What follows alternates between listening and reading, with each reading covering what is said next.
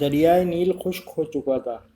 وہ دریائے نیل جس کا پانی ٹھاٹے مارتا تھا اور مصر کے کھیتوں کو سیراب کرتا تھا، وہ دریا خشک ہو چکا تھا۔ مصر کے لوگ یہ دیکھ کر پریشان ہو گئے۔ ایسا پہلی بار نہیں ہوا تھا۔ ہر سال دریائے نیل خشک ہو جاتا تھا۔ مصر کے لوگوں کا کہنا تھا دریائے نیل ہر سال انسانی قربانی مانگتا ہے۔ جب وہ قربانی دے دیتے تو دریائے نیل پھر سے ٹھاٹے مارنے لگتا، لوگ خوش ہو جاتے، ان کی کھیتیاں پھر سے لہلہانے لگتیں۔ اب ایک بار پھر دریائے نیل خشک ہو چکا تھا، لوگوں کے چہرے پریشانی سے مرجھا گئے تھے۔ دریا اس بار پھر ان سے ایک انسان کی قربانی مانگ رہا تھا۔ وہ سب مجبور تھے۔ یہ ان دنوں کی بات ہے جب حضرت عمر بن العاص رضی اللہ عنہ نے مصر فتح کیا تھا۔ مصر میں فوجیں موجود تھیں۔ امیر المومنین حضرت عمر فاروق رضی اللہ عنہ نے مصر میں حضرت عمر بن العاص رضی اللہ عنہ کو گورنر مقرر کیا تھا، اور اس کے چند دن بعد ہی دریائے نیل خشک ہو گیا تھا۔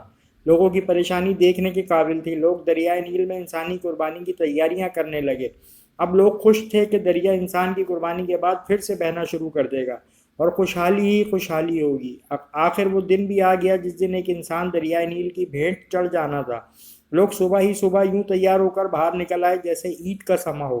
ہر شخص کے چہرے سے خوشی جھلک رہی تھی۔ حضرت عمر بن العاص رضی اللہ عنہ دریائے نیل کے خشک ہونے کی وجہ سے سخت پریشان تھے۔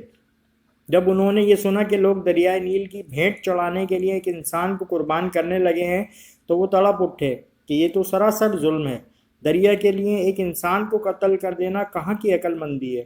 حضرت عمر بن العاص رضی اللہ عنہ اپنے چند آدمیوں کے ساتھ دریائے نیل کی طرف چل پڑے۔ وہ اس قربانی کو ہر حال میں رکوانا چاہتے تھے۔ جب وہ دریائے نیل کے پاس پہنچے تو انہوں نے وہاں عجیب سما دیکھا۔ لوگ زر برق لباس پہنے وہاں موجود تھے۔ ہر شخص کے چہرے پر خوشی تھی۔ جب ان لوگوں نے گورنر کو دیکھا تو حیران رہ گئے اور سوچنے لگے شاید گورنر بھی اس قربانی کو دیکھنے کے لیے آئے ہیں۔ حضرت عمر بن العاص رضی اللہ عنہ نے دیکھا کہ لوگ ایک 15 سالہ لڑکی کو لے کر وہاں آئے ہیں۔ اس لڑکی نے زرق برق لباس پہنا ہوا تھا، وہ زیورات سے لدی پھندی تھی۔ لڑکی خوف سے کانپ رہی تھی، اس کا چہرہ ہلدی کی طرح زرد ہو رہا تھا۔ لڑکی لڑکھڑاتے قدموں سے آگے بڑھ رہی تھی۔ وہ لرزتی کانپتی ہوئی لوگوں کے ہمراہ دریا کے کنارے پر پہنچ کر رک گئی۔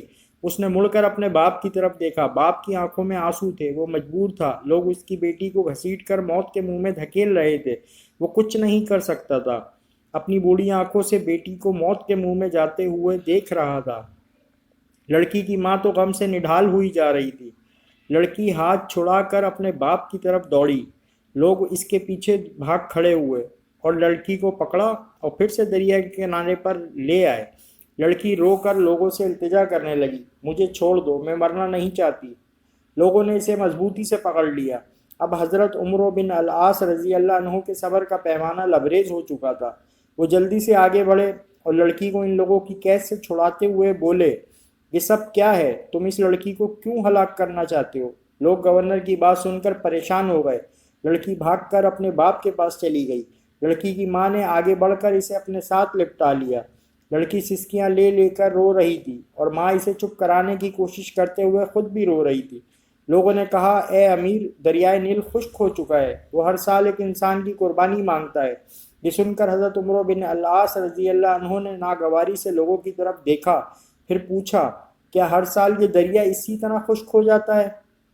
لوگوں نے جواب دیا، ہاں، ہر سال دریائے نیل اسی طرح خشک ہو جاتا ہے، اور جب یہ خشک ہوتا ہے تو ہم ایک انسانی جان کی قربانی دیتے ہیں۔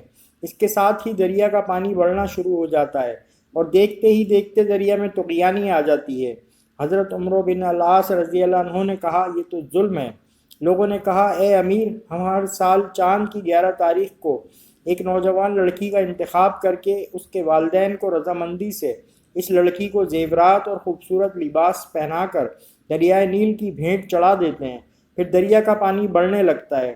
یہ سن کر حضرت عمر بن العاص رضی اللہ عنہ نے کہا، اسلام ان باتوں کو پسند نہیں کرتا۔ تم ہر سال ایک انسان کو قتل کر کے دریا کی بھینٹ چڑھا دیتے ہو، یہ تو سراسر ظلم ہے۔ اسلام ان فضول باتوں کو مٹانے کے لیے آیا ہے، آئندہ تم ایسا نہیں کرو گے۔ یہ سن کر لوگ بولے، پھر تو دریا خشک رہے گا، ہماری کھیتیاں برباد ہو جائیں گی، ہم بھوک سے مر جائیں گے، ہمارے جانور ہلاک ہو جائیں گے۔ حضرت عمر بن العاص رضی اللہ عنہ نے کہا، تم پریشان نہ ہو، ایسا کچھ نہیں ہوگا۔ حضرت عمر بن العاص رضی اللہ عنہ نے انہیں یہ رسم ادا کرنے کی اجازت نہ دی۔